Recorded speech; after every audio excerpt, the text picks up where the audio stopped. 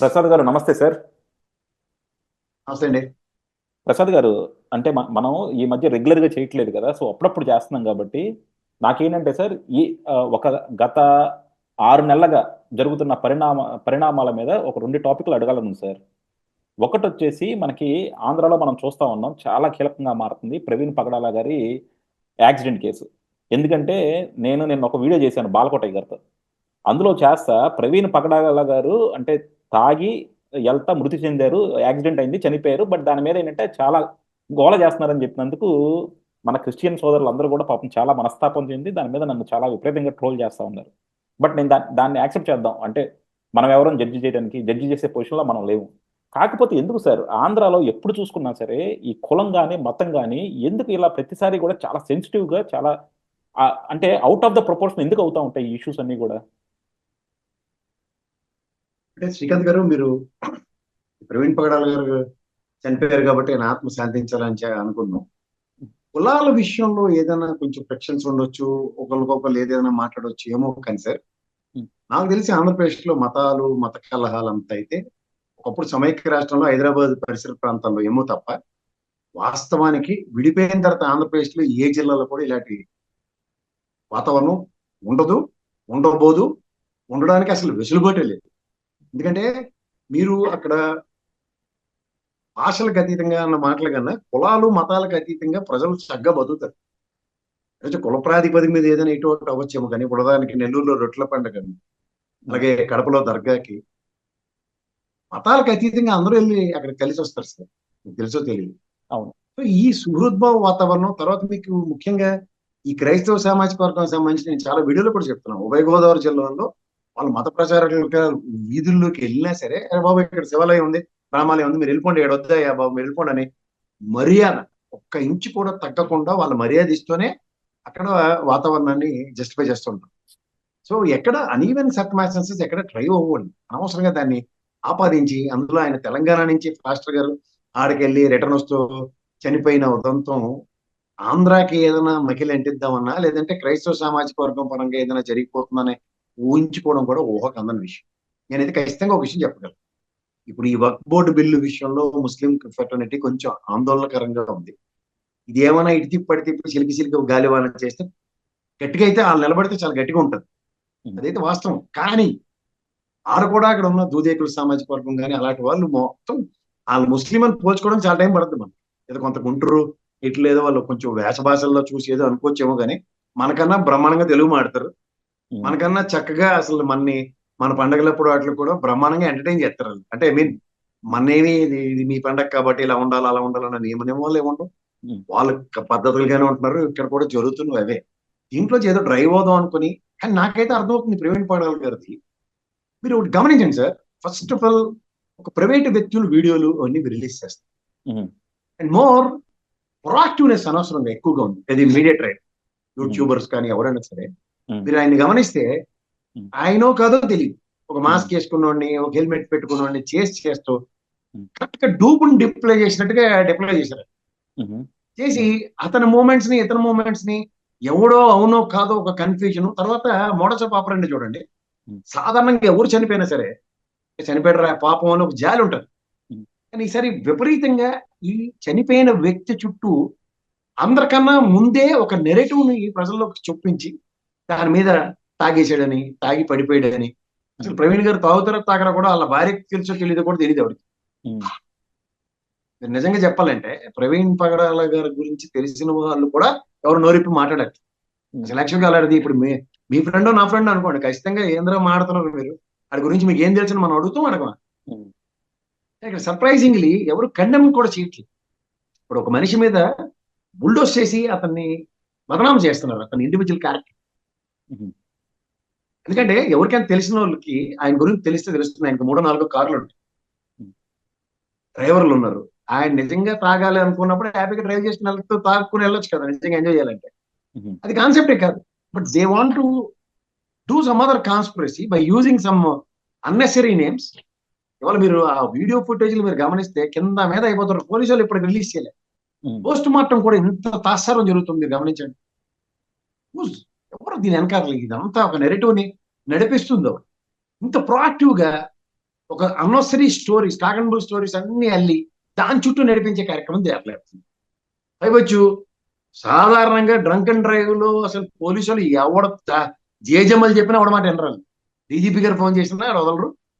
ముఖ్యంగా ఎమ్మెల్యే గారి తాలూకా, ఎంపీ గారి తాలూకా, మినిస్టర్ తాలూకా అసలు పక్కెళ్ళాడుకునే చెప్తారు. అలాంటిది పోలీస్ ఆయన ప్రోత్సహించి టీ తెప్పించి పంపించాడంటే చాలా హాస్యాస్పదంగా ఉంది వినడానికి కూడా అసలు. ఎందుకంటే రక్షణ వ్యవస్థ, పోలీస్ వ్యవస్థ మనకి భక్షించడానికి ఉండదు అన్నది నేను నమ్ముతున్నాను ప్రాథమిక స్వప్నం. నిజంగా మనమే తాగి పక్కన పడిపోయి ఉండి దెబ్బలు తగిలి ఉండి పోలీసుడు వచ్చి మనకి సఫరీలు చేసాడంటే మనకి ఖచ్చితంగా ఆ కండిషన్స్ లో ముందుకు వెళ్ళినప్పుడు మీరు బండి తొక్కకండి సార్, మొత్తం మత్తు దిగిన తర్వాత వెళ్తారు కానీ బండి తాళం వేసుకుని అతను బండి మీద కూర్చోబెట్టుకుని ఒక హాస్పిటల్లో జాయిన్ చేయడం, లేదా ఇక్కడ పార్క్ లో పడుకోండి బండి ఇవ్వని తాళం మీకు అంత మత్తు దిగేదాకాను, లేదా డ్రంక్ అండ్ డ్రైవ్ చేస్తూ దొరికితే తీసుకెళ్లి పోలీస్ స్టేషన్ లో కేసు పెట్టించడం, ఇలాంటివో చేస్తారు. ఏమీ లేకుండా అసలు out of the box, out of the blue ఒక అన్నెసరీ ఒక నెరేటివ్ అని ఎవడో అది ఒక కట్టు కథగా దానికి చెలవలు పొలవలు అంటే దాని చుట్టూ సమాజాన్ని నడిపిద్దామని చూస్తారు. మీరు కూడా అత్యంతం గమనించారు. ప్రతి ఓడు రంధ్రాన్వేషణ చేస్తాడు. ప్యాంట్ వేసుకున్న ఫోటో ఒకటి ఉంది, కింద కూర్చున్నప్పుడు ఫోటో ఒకటి ఉంది బండి మీద, రెండు కలర్ కాంట్రడిక్షన్. మందు కొన్నాడు, మందు కొన్నప్పుడు మాస్క్ తీయకుండా తెగేస్తారా? అసలు మాస్క్ తీసిన ఫోటో లేదు, హెల్మెట్ తీసిన ఫోటో లేవు. హెల్మెట్ తీయకుండా ఉన్న దగ్గర అతని మీద పడిన దెబ్బలు ఎన్ని ఉన్నాయో చూడమన్నాడు ఒకసారి. ఈ మధ్యలో ఒక కథ, ఒక నాలిక కత్తిరించేసాడని, ఇంకోళ్ళేమో బూట్ కాలుతో ఒంటి మీద మంచి తీవ్ర గాయాలి. అది నేను మీరు ఎందుకు చెప్పాలంట? పోలీస్ వ్యవస్థే నిజంగా అయింది ఒక యాక్సిడెంట్ అవ్వచ్చు, లేదా సహజ మరణం అవ్వచ్చు, లేదంటే ఎవరో మర్డర్ చేయొచ్చు. ఈ మూడు కన్నా అవుట్ ఆఫ్ ద బాక్స్ ఆయన ఎంత వెళ్ళి చనిపోలేడు కదా. దీన్ని క్లారిటీ ఇవ్వాల్సిన బాధ్యత వాళ్ళ మీద ఉంచుకొని వాళ్ళు ఇవ్వకుండా మనందరితోనూ కట్టుకథలు అల్లించే కార్యక్రమం చెప్తే ఎంతవరకు సమంజసం ఉంటారు చెప్పండి మీరు? అంతేనా? లేకపోతే దీని వెనకాల అంటే బేసిక్ గా మనం చూసుకుంటే కూడా అంటే వైఎస్ఆర్సీపీ ఎప్పుడు అపోజిషన్ లో ఉన్నా సరే ఇలాంటిది ఏదో ఒకటి తీసుకొస్తూ ఉంటది. మనం చూసాం వైఎస్ఆర్సీపీ వాళ్ళు అంతకుముందు అదే గోదావరి జిల్లాలో తుని ఇన్సిడెంట్ ని ఎంత రచ్చ చేశారో కాపులు దాన్ని. అలాగే ఇప్పుడు కూడా దీని వెనకాల కూడా ఎందుకంటే మనం అక్కడ ఎవరైతే చాలా ఆవేశంగా మాట్లాడుతున్నారో వాళ్ళంతా కూడా వైఎస్ఆర్సీపీ సోషల్ మీడియాలో కావచ్చు, వైఎస్ఆర్సీపీ అధికార ప్రతినిధులుగా కావచ్చు, అంటే డిఫరెంట్ ఈ మతాల దాంట్లో రిప్రజెంటేషన్ చేస్తా ఉన్నారు. సో వాళ్ళు ఏమన్నా ఉన్నారా అన్నది కూడా ఒక ఒక భావన ఉంది సార్ ప్రజల్లో. ఇప్పుడు ఆంధ్రప్రదేశ్ రాజకీయాలన్నీ ఆవేశంలాగా ఏది మాట్లాడినా లాస్ట్కి వైఎస్ జగన్మోహన్ రెడ్డి వాళ్ళ తాలూకా తప్ప ఇంకొక కంక్లూజనే ఉండట్లేదు. ఇది అలవాటు అయిపోయింది సార్, దానికి మనం ఏం చేయలేము. ఆయన బ్యాక్గ్రౌండ్ కూడా అలాగే ఉంది సార్. ఎందుకంటే మనం వివేకానంద రెడ్డి గారు హత్య చూసాము, ఆయనకు అన్నీ తెలుసు, అన్నీ తెలిసిన నారాసుర రక్త చరిత్ర అని చెప్పి ఆయన పేపర్లో ఆయన హెడ్డింగ్ పెట్టి రాసినప్పుడు జగన్మోహన్ రెడ్డి గారు ఏ విషయాన్నైనా దాన్ని ఆయనకు లాభం వచ్చేలా ఉపయోగించుకోరని మనం ఎలా అనుకుంటాం చెప్పండి? నేనంటుంది మీడియాలో ఒకడు రాశాడు, సాక్షి పేపర్ ఒకటి రాశాడు అంటే ఆంధ్రజ్యోతిను ఈనాడు ఏమన్నా అర్చని పచ్చకొసలా లేదా ప్రతిరోధ శిరోమల్ల వాళ్ళు రాస్తుంది దిక్కుమాల రాతలు చూడండి. చెవుల నుంచి రక్తాలు వస్తున్నాయి. నిజమా అబద్ధం కూడా బుద్ధి జ్ఞానం కూడా కరువు అయిపోయినట్టు ముందు జర్నలిజాలను ఎక్కడ ప్రాణం పెట్టారో నాకు తెలియట్లేదు.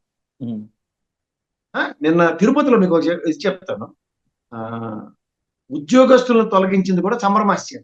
జర్నలిజం విలువలు చూడండి. 30 కోట్ల మధ్య సేల్స్ పెరిగేట, అది న్యూస్ హెడ్డింగ్ బ్యానర్ ఐటమ్. అది ఇవా జర్నలిస్టులు రాసేది. నేను అంటుంది ఏంటంటే సార్ ఎవడో అతీతం కాదు దాంట్లో. ఈ హెడ్డింగ్ పెట్టాడు కాబట్టి వాళ్ళు హెడ్డింగ్ పెట్టారు కాబట్టి వీళ్ళన్న అది కాదు కదా కంక్లూజన్. నారాసుర రక్త చరిత్రను రాసేసినంత మాత్రాన చంద్రబాబు గారు వెళ్ళి వివేకానంద రెడ్డి గారిని మర్డర్ చేశారని మీలటోడు నల్లటోడు నమ్ముతాడంటే నవ్వుపోతాడు అన్న. అలాగే ఈ పాస్టర్ గారి విషయంలో కూడా జగన్మోహన్ రెడ్డి గారు అని ఎవడ మట్టుగా రాసేసి ఎవరి కథలు అల్లేసినా అది ఎంతవరకు వాస్తవం? ఏదైనా మనం మాట్లాడడానికి వెసులుబాటు ఉంది. ఆ మానవుడు రాజ్యాంగంలో మనకు హక్కిచ్చాడు కాబట్టి ఏదైనా అనివచ్చు అనుకుని ప్రతి ఒక్కడు టేకెన్ థింగ్స్ యాజ్ గ్రాంటెడ్. ఇది వాస్తవం కాదు. వాస్తవానికి దగ్గరగా నేను మీరు కాదు, పోలీసు వ్యవస్థ, న్యాయ వ్యవస్థ వెళ్ళి దాంట్లో రంధ్రాన్వేషణ చేసి బయటకు ఒకటే ఇమ్మనండి సార్, అప్పుడు మాట్లాడదాం. ఇప్పుడు దీనికి ఖచ్చితంగా నేను చెప్పగలను. ఎందుకంటే ఇంత ప్రొయాక్టివ్ గా అతన్ని డూపును పెట్టో లేకపోతే అతనిలాగా భ్రమింపజేసే కార్యక్రమానికి తెర మీదకి తీసుకొచ్చి అదొక హ్యూజ్ డిబేటబుల్ టాపిక్ చేసి కొండం తవ్వి ఎలకన పడతారా లాస్ట్ కి? ఇప్పుడు మత సామరస్యం నిజంగా చెప్పాలంటే రాజ్యాంగం ఇచ్చిన హక్కు మనకి. ఏ మతానైనా నేను గౌరవించవచ్చు, ఏ మతమైనా నేను మార్చుకోవచ్చు, ఏ మతాన్నైనా దూషించడానికి నాకు హక్కు లేదు ఇవాళ లౌకిక దేశం. ఇవన్నీ తెలుసుకోవడం అసలు ఏ ప్రాతిపదిక మాడుతున్నారు? అసలు చనిపోయిన ఆయన క్రైస్తవుడు అనండి, హిందూ అనండి, ముస్లిం అనండి, బొద్ధుడు అనండి, ఎవరు నాకు అనవసరం. మనిషి కదా, మానవత విలువలు ఎక్కడ సెట్ చేయండి మనం? చనిపోయిన తర్వాత మీకు నాకు తెలియకడుతుంది ఏం సాధిస్తారు దాని మీద? అంటే వాళ్ళ వైఫ్ వాళ్ళ తమ్ముడు కూడా చాలా క్లియర్ గా చెప్పారు కదా సార్, మాకు కంప్లీట్ గా నమ్మకం ఉంది. అండ్ అలాగే ఆయన బైక్ మీద వెళ్ళారని కూడా వాళ్ళు చెప్తున్నారు, ఆయన బైక్ మీద డ్రైవ్ చేస్తారని కూడా చెప్తున్నారు. అలాగే ఆయన ఏదైతే మందు కొన్నారో ఆ మందు కూడా ఆయన అకౌంట్ నుంచే కట్ అయిందన్న ప్రూఫ్స్ కూడా చూపించారు కదా. సో ఇన్ని చూపించినా కూడా ఇంకా ఎందుకు డౌట్ వస్తుంది అసలు? మీరు ఆ కోణంలో డౌట్ ఎందుకు సార్ వస్తుంది? ఆయన అకౌంట్ లోంచి మందు కొన్నారు అన్నది దట్ ఇస్ నెరేటివ్. ఉమ్, ఇంకో యూట్యూబ్ చూసి మీరు ప్రభావితం అవ్వకండి. ఉమ్, నాకు పోలీస్ కన్ఫెషన్ స్టేట్మెంట్స్ ఏమైనా ఇస్తే, ఉమ్, పోలీస్ ఎఫ్ఐఆర్ బయటకు వస్తే, పోస్ట్ ఉమ్, మార్టం రిపోర్ట్ బయటకు వస్తే మీరు నేను చెప్పండి. ఆ ఉమ్, దిక్కుమాల యూట్యూబ్ లో వచ్చినవేను, ఈనాడు ఉమ్, ఆంధ్రజ్యోతిలో వచ్చే చెత్త చెదరని నేను విశ్లేషించడానికి ఇక్కడ లేను. ఉమ్, అవన్నీ వాళ్ళ అభూత కల్పన. ఈవెన్ ఉమ్, టీవీ ఛానల్లోకి వచ్చి ఇలా చేపెట్టి ఆడికి ఉమ్, నచ్చిన ప్రవాసంలో అది చెప్పేస్తాడు. ఉమ్, పోలీస్ ఆయన అంత సఫరీలు చేసి పంపించాడు ఆయన.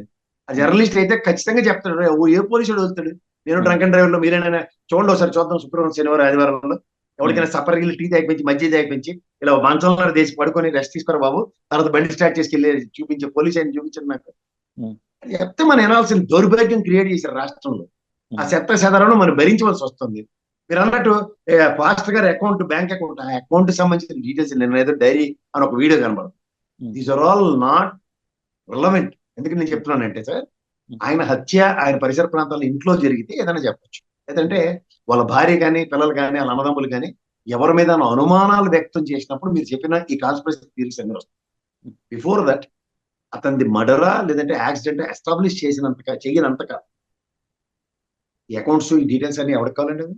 ఉమ్, ఇప్పుడు తాగి ఉన్నాడు అనుకుంది ఎగ్జాంపుల్, తాగి ఉన్నాడు మర్డర్ చేస్తే ఉమ్. తాగున్నాడు కాబట్టి మర్డర్ చేశారన్నది ఎక్స్క్యూజ్ ఏమైనా ఉందా? అసలు అంటే మర్డర్ అనే టాపిక్ ఎందుకు వస్తుంది అన్నది నాకు అర్థం కావట్లేదు అనమాట ఇందులో. అంటే డెఫినెట్ గా మిగతా అది మర్డర్ కింద ఎస్టాబ్లిష్ అవుతుంది డౌన్ ద లైన్. ఉమ్, అంటే యాక్సిడెంటల్ వే చెప్తున్నా హర్ష్ సరే కుమార్ మర్డర్ హర్ష్ కింద కుమార్ పోర్ట్రేట్ అవుతుంది. హర్ష్ కుమార్ చెప్పారు కాబట్టి మర్డర్ అయిపోద్దా ఇది? ఉమ్? హర్ష కుమార్ చెప్పాడు కాబట్టి మర్డర్ అయిపోద్దా? కేఏ పాల్ చెప్పాడు కాబట్టి మర్డర్ అయిపోద్దా సార్ ఇది? హర్ష కుమార్ కేఏ పాల్ చెప్పారంటే కేఎస్ ప్రసాద్ కూడా చెప్పాడు కూడా మర్డర్ అయిపోతాను ఇంకో ఇంటర్వ్యూలో అడగండి. ఉమ్, అది కాదు కదా. ఆ, ఇప్పుడు అక్కడ జరిగిన పూర్వపరాలు ఏమున్నాయో, ఉమ్, అతని బాడీ చూసిన మొదటి వ్యక్తుల యొక్క ఫస్ట్ ఇచ్చిన వాంగ్మూలాలు అవన్నీ చూడండి ఒకసారి. ఉమ్, నేను చెప్తుంది ఇవాళ పోలీసులు ఎస్టాబ్లిష్ చేసి పోస్ట్ మార్టం రిపోర్ట్ ఇచ్చేదాకా కూడా అది మర్డర్ యాక్సిడెంట్ కూడా నేను కూడా కన్ఫర్మ్ అయ్యి చెప్పట్లేదు. బట్ ఉమ్, మర్డర్ జరిగే అన్న దాని మీద ఎక్కువగా నెరేటివ్స్ ఉంది. ఉమ్, ఇది చెప్పమంటున్నాను. ఉమ్. మీరు ఆ ఛానల్లో ఒక ప్రీకన్సీవ్ నోషన్తో చెప్తే ఆ మర్డర్ కాదట అది యాక్సిడెంట్ నా అన్నట్టుగా మీరంటే ఆహా, నేను అంటే ఖచ్చితంగా కాంట్రడిక్ట్ చేస్తాను. యా ఇక్కడ నేను నాకు ఎందుకు కాంట్రడిక్ట్ చేస్తానంటే అక్కడ ఉన్న పూర్వపరాలు వీళ్ళు ఉమ్, మాట్లాడుతున్న దానికి దేనికి పొంతం లేదు. ఉమ్, తర్వాత పోలీసులు కనుక ఏదైనా బహిర్గతం చేశారనుకోండి నాలుగు వీడియోలు, ఉమ్, ఇప్పుడు ఉదాహరణకి ఆ మిర్యాలగూడలో ప్రణయ్ అతని హత్యకి ఉమ్, సంబంధించిన వీడియో ఫుటేజ్లు గౌరవ పోలీస్ డిపార్ట్మెంట్ రిలీజ్ చేసింది. ఉమ్, అబ్బాయిని ఎంత బ్రూటల్ గా చంపారు, వాళ్ళ వెనకాతల కాన్స్పిరసీ, వాళ్ళ మర్డర్కి ఉరిశిక్ష పడింది. Um, this can be as a దాన్ని ఏమంటారంటే మనకి కళ్ళకు కట్టినట్టు ఉంది కాబట్టి దాన్ని విశ్లేషించాలి. ఉమ్, అంతేకాని ఫస్ట్ ఆఫ్ ఆల్ అతను కొన్నవాడు ప్రవీణ్ కాదు, వాడికి అథెంటికేషన్స్ లేవు వీడియోలో. అతను ఉమ్. మాస్క్ తీయట్లే, హెల్మెట్ తీయలేదు. ఆ ఫోటోలో మీరు చూడండి, ఆ వీడియో క్లిప్పింగ్ ఉంటే మీరు చూడండి. అంటే but your writing as if is Praveen. General గా అంటే మనం అంటే ప్రవీణ్ విషయం పక్కన పెట్టేసి చూద్దాం. ఎవరైనా ఒక సెలబ్రిటీ కావచ్చు, కొద్దిగా ఆ, 10 మందికి తెలిసిన వాళ్ళు కావచ్చు, కొనేటప్పుడు మాత్రం డెఫినెట్ గా కొంచెం ఈ హెల్మెట్ అన్న పెట్టుకుంటున్నారు, మాస్క్ అన్న పెట్టుకునే కొంటున్నారు. ఎందుకంటే వాళ్ళకి 10 మందిలో నోటీస్ అవ్వాలని ఉండదు. అండ్ ఇంకోటి ఏంటంటే మీరు ఆయన హైదరాబాద్ నుంచి అక్కడ దాకా వెళ్ళారు. ప్రతి చోట పోలీసులు డూపులు పెట్టమన్నది అసలు ఇంపాసిబుల్. ఎందుకంటే ఒకవేళ రేపు పొద్దున అది ఈ గవర్నమెంట్ కాకపోతే ఇంకో గవర్నమెంట్ వచ్చినా తప్పని ప్రూవ్ అయింది అనుకోండి, వాళ్ళ ఉద్యోగాలన్నీ కూడా పోతాయి. సో మనం మరీ అంత బ్లేటెంట్ గా కూడా పోలీసుల మీద చెప్పలేము. కాకపోతే ఇది వదిలేద్దాం సార్. అంటే మన ఆంధ్రాలో ఈ గొడవలు ఎందుకు వస్తున్నాయి అంటే బీజేపీ బలపడుతున్నప్పుడు మనం చూస్తూనే ఉన్నాం. బీజేపీ ఎక్కడ బలపడాలన్నా సరే ఒక మత విద్వేషాన్ని ఇది తీసుకుంటా ఉంటుంది. ఎందుకంటే ఎన్నిటికి కూడా బేస్ ఏంటి, ఆయన చంపేశారని. ఎందుకంటే అంతకుముందు యూట్యూబ్లో ఆయన కావచ్చు, ఆయన ఆపోజిట్లో హిందువులు కావచ్చు, క్రిస్టియన్ ముస్లిమ్స్ కావచ్చు, వీళ్ళందరూ కూడా ఒకళ్ళనొకళ్ళు చాలా హార్ష్గా మాట్లాడుకోవడం, చాలా హార్ష్గా ఒకళ్ళ మతాలను ఇంకొకళ్ళ మతాలను కించపరచడం, వీటి వల్ల చంపేశారనే నెరేటివ్ ఒకటి వచ్చింది అనుకోవచ్చా మనం? దానికన్నా ముందు పవన్ కళ్యాణ్ గారు భావోద్వేగానికి లోనే సనాతన ధర్మంలో ఆయన మాట్లాడుతున్న మాటలు, మొన్న అసెంబ్లీ వేదికగా కులాలు మతాల గురించి మాట్లాడిన మాటలు ఒకసారి గమనించండి సార్. అది అదే అదే ఆయన అంటే ప్రాసెస్ లో మొత్తం అంటే మొత్తం ముస్లింలు కొంచెం క్రైస్తవులు సంఘటితంగా ఉండరు, హిందువులు ఉండరు. ఉమ్, ఏంటది? అదే అదే అంటున్నాను. అంటే it is not a bias statement. నేను కాదు, డెఫినెట్ గా అంటే ముస్లింలు శుక్రవారం రోజు నమాజ్ చదువుతారు సార్. బీజేపీ అతివాదం అన్నది కొంచెం మనకు కూడా వస్తుందా అన్నది నా పాయింట్ అనమాట. బీజేపీ అతివాదం అన్నది మనం తెచ్చుకోవడం కాదండి, వాళ్ళని ఎక్కడికక్కడ నిలువరించుకుపోతే వచ్చే దరిద్రాలు ఇవే. ఇది లౌకిక దేశం అండి. లౌకిక దేశంలో ఏ మతమైనా నివసించే హక్కు ఉంది, అతని మత సాంప్రదాయాలను పాటించే హక్కు రాజ్యాంగం కల్పించినప్పుడు వీళ్ళెవరండి తెప్పేలాగాలి? నాకు అర్థం కాదు అసలు వీళ్ళెవరు అసలు. నిజంగా హిందూ దేశం చేద్దాం కాబట్టి కాన్స్టిట్యూషన్ అమెండ్మెంట్ చేయండి. 1975 లో కాన్స్టిట్యూషన్ అమెండ్ చేసి ఇది లౌకిక దేశం అని చెప్పారు. ఇప్పుడు జాతీయ కాన్స్టిట్యూషన్ అమెండ్ చేయమనండి, హిందూ ఎగ్జాక్ట్లీ, దేశం డిక్లేర్ చేయమండి, చచ్చినట్టు పడి ఉంటాం మనం కూడా. Total agree. అవేవి చేయకుండా వీడు కూడా రెచ్చగొట్టడానికి అసలు ఫస్ట్ ఆఫ్ ఆల్ చెప్పండి, ఉమ్. వాడికి ఏ ప్రాతిపదిక మీరు రెచ్చగొడతాడు? ఒక వ్యక్తి మరణాన్ని అతని కులాన్ని మతాన్ని ప్రాతిపదికగా తీసుకుని దానికి ఎలా కావాలంటే చెలవల పొలాల్లో కథలు వదులుతారా? ఎవడిచ్చాడు వీటికి డిస్క్రిప్షన్? నాకు అర్థం కదా. నువ్వు బీజేపీ పార్టీ చొచ్చుకోవాలనుకుంటే నేను పుట్టి నుంచి వాళ్ళ శ్రీరామనవమి రాముడిని మనం ఇలా మనసా వాచ కర్మ గౌరవిస్తాం. నేను మీరు గుడికి వెళ్ళొచ్చాం. Is it we need to prove every point? ముస్లింలు ఆ శుక్రవారం రోజు నమాజ్ చదవడానికి సంఘటితంగా వెళ్తారు, క్రైస్తవులు ఆదివారం నాడు చర్చికి సంఘటితంగా వెళ్తారు.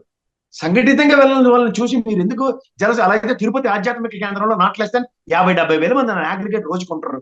అంతమంది అక్కడ ఉన్నారు ఏంటి అని చెప్పి ఏ క్రైస్తవుడైనా ఏ ముస్లిం అయినా ఇలా ఈ విధంగా మాట్లాడినప్పుడు విన్నామండి మనం? మనం ఎందుకు మాట్లాడుతున్నాం అసలు? మనకి ఎవరిచ్చారు ఈ హక్కు?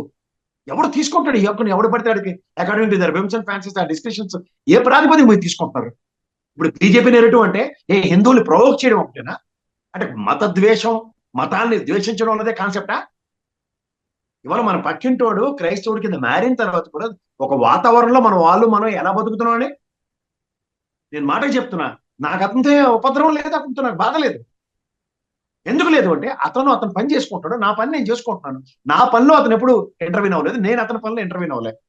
అప్పుడు మా ఇద్దరి రిలేషన్ ఎలా ఉంటుందండి? ఇది ఈ హార్మోనిని ఎందుకు దెబ్బతీస్తున్నారు? ఎవడిస్తున్నాడు వీళ్ళకి డిస్క్రిప్షన్స్? ఏమన్నా బాబరీ మసీద్ కొట్టేశారు, కొట్టినప్పుడు వాళ్ళు చెప్పిన ఆ అద్వానీ గారి స్టేట్మెంట్లు అవన్నీ వినండి. మాకు తెలియదండి, అసలు అలా జరుగుతుందని ఊహించలేదు, మేము నిజంగా భయం పడ్డాం. ఈ పిరికి పందలట వీళ్ళట మనకి ప్రవక్తలు ప్రవచకులు, వీళ్ళు మన కాపాడతారా? You won't believe it sir. నేను వెళ్ళాను కరసేవకుడుగా, జడ్డి వేదాలో నేను కూడా వెళ్ళాను. వాళ్ళకి అసలు వాళ్ళంత పిరికిలో ఇంకోళ్ళు ఉండరు. వాళ్ళ పేరుకే మనకి బిల్డప్. హిందువులను పరిరక్షించడానికి బీజేపీ హిందూ పరిషత్, ఇది ఖచ్చితంగా హిందూ కష్టం వచ్చినప్పుడు ఎప్పుడు ఉండరు. ఎందుకు రామతీర్థం రాముల వారి తలతో ఎక్కబడినప్పుడు ఎవడొచ్చాడండి విశ్వ హిందూ పరిషత్? చెప్పండి. 400 ఏళ్ళ పైచీలకు చరిత్ర కలిగింది. అదే మా అశోక్ గజపతిరాజు గారు ఇదే ప్రభుత్వం మళ్ళీ కొత్త బొమ్మలు చేయించుకుని అక్కడ పెట్టుకునే దౌర్భాగ్య స్థితే. కానీ విశ్వ హిందూ పరిషత్ వచ్చి అక్కడ ఎత్తులలో నిలబొచ్చు కదా. వీళ్ళ మనం రక్షించే వాళ్ళు భక్షకులు అంటారు వీళ్ళని. వీళ్ళకున్నంత స్వార్థ ప్రయోజనాల పరిరక్షణ ఎవరికి ఉండదు. చూద్దాం సార్. బట్ డెఫినెట్గా ఏంటంటే ఇది అంటే మనం అనుకున్నట్టు ఏంటంటే కంపల్సరీ మేబీ గవర్నమెంట్ ముందు జాగ్రత్తగా అలాంటి రిలీజ్ చేసిందో, లేకపోతే ఆ నెరేటివ్ అంటే ఆయన చంపేశారన్న నెరేటివ్ ఎక్కువ స్ప్రెడ్ అవ్వకుండా రిలీజ్ చేసిందో ఏంటో కానీ గవర్నమెంట్ కూడా చాలా తొందరగా రియాక్షన్ తీసుకోవట్లేదు. దాని మీద తొందరగా పోస్ట్ మార్టం రిపోర్ట్లు కానీ అవి కానీ బయట పెట్టి కొంచెం వ్యాలిడ్ ఎవిడెన్సెస్ పెడితే అదేమన్నా కంక్లూజన్ వస్తుంది. లేకపోతే ఎవరికాళ్ళు స్పెక్యులేటివ్గా ఒకళ్ళు చంపారని లేకపోతే ఒకళ్ళు చనిపోయారని ఇలా రకరకాల నెరేటివ్స్ అయితే బిల్డ్ అవుతా ఉన్నాయి. బట్ మీరు చూసేదే మాత్రం దీని వెనకాల దీనికన్నా ఎక్కువ కూడా కొన్ని పార్టీలు స్ట్రెంగ్ అవ్వడానికి, కొన్ని పార్టీలు లాభపడటానికి మాత్రం ఈ బేస్ని యూజ్ చేసుకుంటున్నాయి అన్నది నా భావన సార్. అది దీని వెనకాల మాత్రం డెఫినెట్గా పొలిటికల్ యాంగిల్ చాలా ఎక్కువగా ఉంటుంది అన్నది అయితే అనిపిస్తూ ఉంది. దాన్ని వెనకాల పార్టీలు ఉన్నాయన్న దానికన్నా ఇన్వాల్వ్ అయిన పార్టీలు ఇష్యూని సప్రెస్ చేయడానికి ఎక్కువ ప్రయత్నిస్తుంది. అపోజిషన్ పార్టీ రూలింగ్ లో లేదు కాబట్టి వాళ్ళకి వ్యవస్థ మీద అంత పట్టుండదు కదా, సప్రెస్ చేసేంత నేపథ్యం వైఎస్ఆర్సీపీకి లేదు. మొహమ్మద్ లేకుండా చెప్తున్నా. అంటే ఉన్నోడవడు అగ్రిగేట్ చేసేది, వాడు ఎందుకు నాటకాలు ఆడుతున్నాడు చెప్పండి. అగ్రిగేట్ చేసేది అయితే ఉంది కదా, వాళ్ళకి జనాలను ఇంకొంచెం దాన్ని స్పెక్యులేషన్స్ పెంచి ఇంకొంచెం ముస్లిం క్రిస్టియన్ కమ్యూనిటీని ఆవేశపరిచి దాన్ని ఎక్స్ప్లోర్ చేసేది అయితే ఉంది కదా. కాపాడడానికి ఫుల్ షోకాజ్ నోటీసులు అందరికి ఇస్తున్నారు కదా.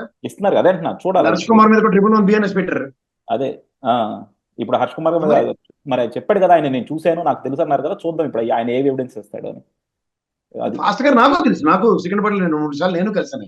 అదే ఏం చెప్తుందండి. Okay sir. Okay sir. ఎందుకంటే చిలుకూరు బాలాజీలో ఆయన స్వామి మీద అటాక్ చేశారు. అదే అప్పుడు ఇష్యూ మళ్ళీ ఇప్పటికే ప్యాసిఫై అయిపోయి ఉంది. అదే అంటే వాళ్ళు హిందువులుగా పాసిఫికేషన్ ఎందుకు ఉంటుంది? అదే హిందువులుగా కొట్టుకుంది పర్లేదు. అది అంటే హిందువులు కొట్టేసుకుంటే ఆడిడు ఒకటేనట్టు మళ్ళీ ఏంటంటే సమాచారం అంటే అదంతా ఒక దీనికి అంత స్ట్రెస్ ఇచ్చిన వాళ్ళు మాటకు చెప్తున్నాను. మరి దాంట్లో అక్కడ దాని మీద కూడా అంత వేరే లెవెల్లో డిబేట్ జరగాలి కదా. అదే అక్కడ కూడా మళ్ళీ ఈ ముస్లిమో క్రిస్టియన్ ఇన్వాల్వ్ అయితే డెఫినెట్ గా అయ్యేది సార్. వాళ్ళకి నచ్చితే ఒకలాగా, నచ్చకపోతే ఒకలాగా. మరి ఇప్పటిదానికి అంబేద్కర్ రాసిన రాజ్యాంగం అని చెప్పి ఆ మహానుభావుడు మనందరూ నివాళులు అర్పించుకుంటూ రాజ్యాంగానికి బొద్దులే ఎందుకు ప్రమాణ స్వీకారాలు చేస్తున్నారు అందరూ? అదే